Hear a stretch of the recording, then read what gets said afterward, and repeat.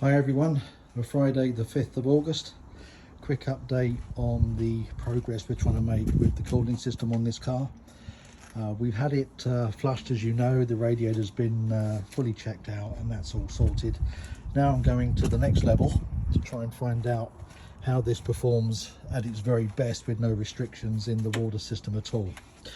So during the week we popped out the thermostat and I had this thermostat, custom GTD thermostat housing, sort of refurbed, sort of buffed down and painted. Thermostat's been removed, and also the takeoff, which you can see here, the right angle takeoff, which probably pulls about 25% of the flow of the pump straight back into the engine.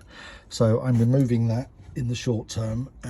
On each of these we're going to cap them off with reinforced silicone end caps.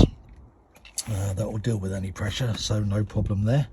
And I'm going to give it a run to see just how much we get an improvement on the cooling system, and based on the results of that and the worst case I had before, I'll make a decision on whether we do actually put the thermostat back in one form or another, and or to leave or put back the takeoff on the pump there. Something else we're doing this weekend, so the fantastic access I've got on this GTD, there's just 4 Zeus connectors that hold the rear firewall panel in, and fortunately these seats are on runners, so I can take them forward a bit, and that's given me really good access to the water pump, the AC compressor and the alternator belt was a bit loose. I've managed to get access to that quite easily, but I'm really quite pleased with the way this car's, I think a lot of thought went into the way these were actually made, the way the pipes have been secured, and the takeoffs out of the cooling system. It's all well thought through.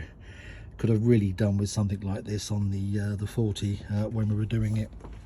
Something else noticed, the firewall is a thin piece of fiberglass, custom made by GTD, which has the little power bulge to deal with the water pump pulley. What I've done today, I've actually given that a coating of sort of heat reflective material, just to try and reduce how much heat comes through that bulkhead. So that's all drying nicely, and I'm really pleased with that.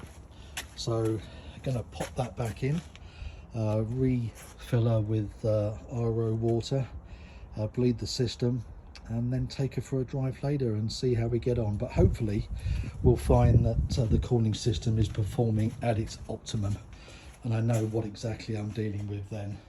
Only at that decision will I, only at that point will I decide which way forward and whether to or not fit the additional electric water pump that we bought here. But those are decisions to be made later. In the meantime, I'll get on with that and drop you all an update later. Cheers for now.